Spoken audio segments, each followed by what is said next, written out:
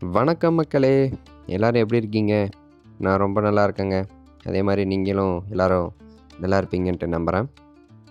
So, நாம இப்போ என்ன வீடியோ பார்க்க போறோம்ன்னு பார்த்தீங்கன்னா, ஸ்ரீவில்லிபுத்தூர் ஆண்டாள் திருக்கோயிலோட வரலாறும், ஸோ முழு பதிவு அதாவது எப்படி போறது? என்னென்ன பண்ணணும்? என்னென்ன பண்ணக்கூடாது? ஸோ முழு தகவலும் இந்த வீடியோ ஃபுல்லா குடுத்துருக்கேன். ஸோ மறக்காம ஸ்கிப் பண்ணாம பாருங்க. வாங்க வீடியோக்குள்ள போவோம்.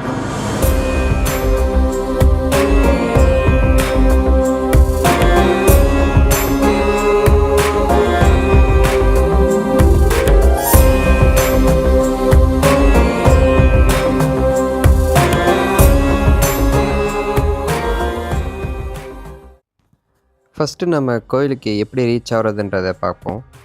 ஸோ, நம்ம ஸ்ரீவில்லிபுத்தூர் ஆண்டாள் கோவிலுக்கு வந்துட்டு, மதுரையிலேருந்து நெறைய ஃப்ரீக்வென்ட் பஸ்ஸஸ் இருக்குங்க. அதாவது மதுரை டூ தென்காசி, அதில் செங்கோட்டை, இந்த வழியில போகிற பஸ் எல்லாமே ஸ்ரீவில்லிபுத்தூர் போய் தான் போகும். ஸோ, நீங்க டைரக்ட் பஸ் இல்லைனாலும் இந்த பஸ் ஏறிட்டு நீங்க ஸ்ரீவில்லிபுத்தூர்ல இறங்கிக்கலாம்.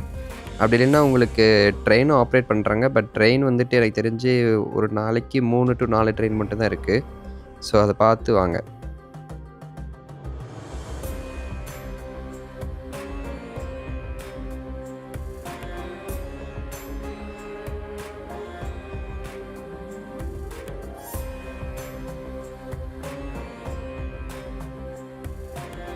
தமிழகத்தில் 7ஆம் நூற்றாண்டில் வாழ்ந்த வைணவ ஆழ்வார்களுள் ஒருவர் ஆண்டாள். வைணவம் போற்றும் 12 ஆழ்வார்களில் இவர் ஒருவரே பெண்ணாவார். மதுரைக்கு அண்மையிலுள்ள ஸ்ரீவில்லிபுத்தூர் என்னும் ஊரில் வசித்து வந்த விஷ்ணு சித்தர் ஒருவரால் ஒரு குழந்தையாக துளசி செடியின் கீழ் கிடந்தபோது ஆண்டாள் கண்டெடுக்கப்பட்டாள். இவ்வந்தணர் திருவில்லிபுத்தூர் அரங்கநாதர் கோவிலுக்கு மலர்கள் கொய்து கொடுப்பதை தமது கடமையாகக் கொண்டவர். கண்டெடுத்த குழந்தையை தனக்கு இறைவனால் வழங்கப்பட்ட கொடை எனக் கருதி வளர்த்து வரலானார். ஆயர்குல பெருமை அறிந்த பெரியாழ்வார் அக்குழந்தைக்கு இட்ட பெயர் கோதை என்பதாகும். கோதை இளம் வயதிலேயே கண்ணன் மீது மிகுந்த பக்தியுணர்வு கொண்டவராகவும் தமிழில் நல்ல புலமை கொண்டவராகவும் இருந்தார். சிறு வயதிலேயே கண்ணன் மீதிருந்த அளவற்ற அன்பு காரணமாக அவனையே மணம் செய்து கொள்ள வேண்டுமென்ற எண்ணத்தையும் வளர்த்து கொண்டார். தன்னை கண்ணனின் மணப்பெண்ணாக நினைத்து பாவனை செய்தார். கோயிலில் இறைவனுக்கு அணிவிப்பதற்காக விஷ்ணு சித்தர் தொடுத்து வைத்திருக்கும் மாலைகளை ஒவ்வொரு நாளும் அவருக்கு தெரியாமல் தான் அணிந்து கண்ணனுக்கு ஏற்றவளாக தான் இருக்கிறோமா என்று கண்ணாடியில் பார்த்து மகிழ்ந்து பின்னர் திரும்பவும் கொண்டு போய் வைத்து வந்தார். இதனால் கோதை சூடிய மாலைகளே இறைவனுக்கும் சூடப்பட்டன. ஒரு நாள் இதனை அறிந்து கொண்ட விஷ்ணு சித்தர் கோதையை கடிந்து கொண்டார். அவள் சூடிய மாலையை ஒதுக்கிவிட்டு புதிய மாலை தொடுத்து இறைவனுக்கு அணிவித்தார். அன்றிரவு இறைவன் அவரது கனவில் தோன்றி கோதை அணிந்த மாலைகளே தனக்கு விருப்பமானவை எனவும் அவற்றையே தனக்கு சூட வேண்டுமென்றும் கேட்டுக்கொண்டார். இதனாலேயே சூடிக் கொடுத்த சுடற்கொடி என்றும் இறைவனையே ஆண்டவள் என்ற பொருளில் ஆண்டாள் என்றும் போற்றப்படுகிறார். கோதை மண வயதடைந்த பின்னர் அவளுக்காக ஒழுங்கு செய்யப்பட்ட திருமண ஏற்பாடுகளை மறுத்து ஸ்ரீரங்கம் கோயிலில் உறையும் இறைவனையே மணப்பதென்று பிடிவாதமாக இருந்தார். என்ன செய்வதென்று அறியாது கவலையுடன் இருந்த விஷ்ணு சித்தருடைய கனவில் தோன்றிய இறைவன் கோதையை மணப்பெண்ணாக அலங்கரித்து திருவரங்கம் கோயிலுக்கு அழைத்து வருமாறு பணித்தார்.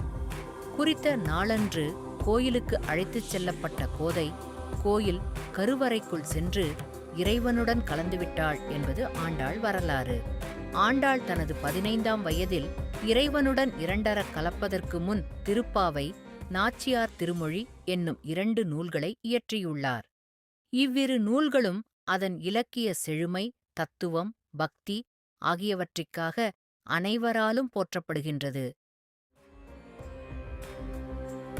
அந்த காலகட்டத்தில சென்னை மாகாண முதலமைச்சரா இருந்த திரு காமராசர் ஐயா அவர்கள் தலைமையிலான அரசு, அரசாங்க சின்னமா திருவில்லிபுத்தூர் கோயில் கோபுரத்தை தேர்ந்தெடுத்தாங்க.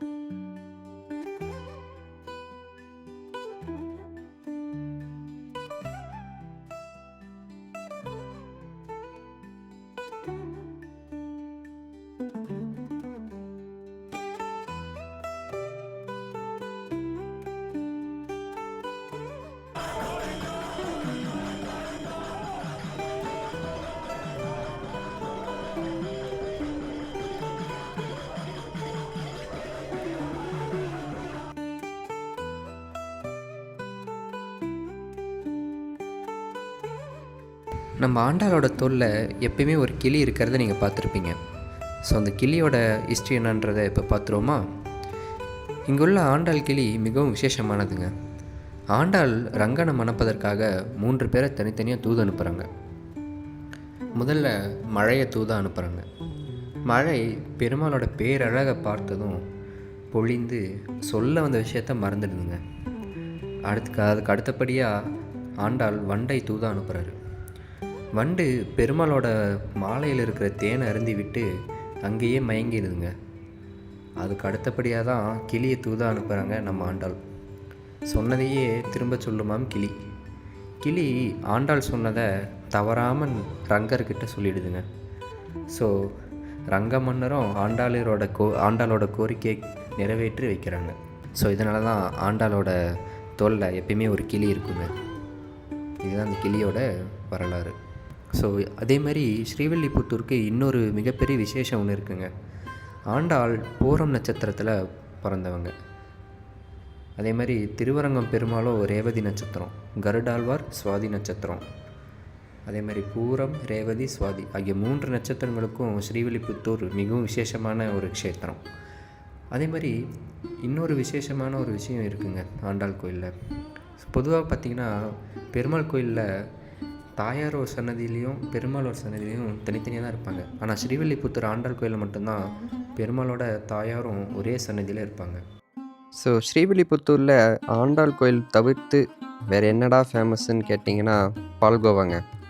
ஸோ மறக்காமல் நீங்கள் ஸ்ரீவில்லிபுத்தூர் வந்தீங்கன்னா பால்கோவா வந்துட்டு மிஸ் பண்ணாமல் ட்ரை பண்ணுங்கள். இங்கே வந்துட்டு கோவிலுக்கு வெளியவும் கோயிலுக்குள்ளேயும் பால்கோவா வந்துட்டு சேல் பண்ணுறாங்க. அதே மாதிரி சொசைட்டி அது இதுன்ட்டு நிறைய இருக்குது. ஸோ நீங்கள் எங்கே பால்கோவா சாப்பிட்டாலுமே பால்கோவா வந்துட்டு தரமாக தான் இருக்கும். நீங்கள் பார்த்து சாப்பிடுங்க. இந்த வீடியோ உங்களுக்கு பிடிச்சிருக்குன்ட்டு நம்புகிறேன். அதே மாதிரி இந்த வீடியோவை உங்கள் ஃப்ரெண்ட்ஸ் அண்ட் ஃபேமிலிக்கும் ஷேர் பண்ணிவிடுங்க. மறக்காமல் சப்ஸ்கிரைபும் பண்ணிவிடுங்க. ஸோ இதே மாதிரி இன்னொரு நல்ல வீடியோவில் உங்களை எல்லோரையும் சந்திக்கிறேன். அது வரைக்கும் நன்றி, வணக்கம்.